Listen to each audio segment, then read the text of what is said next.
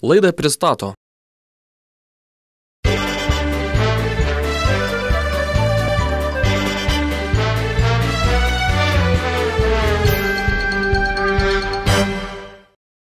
Auksinė mintis. Jei kada nors plėšikai įsibraus į mano namus ir pradės ieškoti pinigų, aš tiesiog nusijuoksiu ir pradėsiu ieškoti kartu su jais.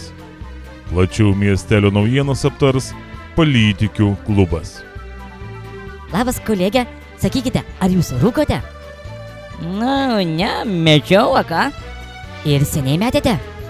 Jau senokai. A kas yra? Tai jums pasisekė, nes kitaip būtum buvusi nubausta. Nesupratau, už kokį čia būčiau dabar nubausta, kad rūkau? Ne, už kontrabandinės cigaretes.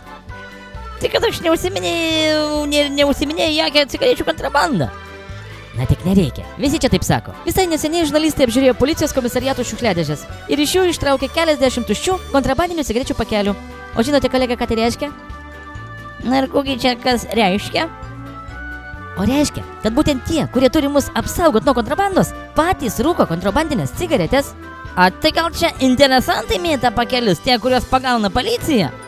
Na, kolegė, patikėkite, jau paleistas į laisvę interesantas išėjęs iš komisariato ant laiptų nerūkys, maus kuo toliau nuo tos vietos. Na ir ko, nubaudė kas nors tas policininkas? Na, žinoma, kad nenubaudė, bet neseniai priėmė 30 naujų pasieniečių, vietoj tų, kurios 29 pagavo sukčiaujant. Atėjo švieži, žali, nauji, dar nesusitepę. Na, manau, greitai raniai susiteps, nespėsi pamatyti. Na, visko gali būti, bet kadangi valdžia nesugeba sutramdyti kontrabandos, tai nutarė bausti ne tik tuos, kurie pardavinėja arba laiko, bet ir tuos, kurie perka ir rūko. Nesupratau, nuo šios vietos man prašom biškį smulkiau. Prašau, Teisingumo ministerija rengia įstatymo projektą, kuriame numatyta baudomis bausti nelegalių alkoholinių gėrimų ir tabako gaminių pirkėjus. Pirkėjas?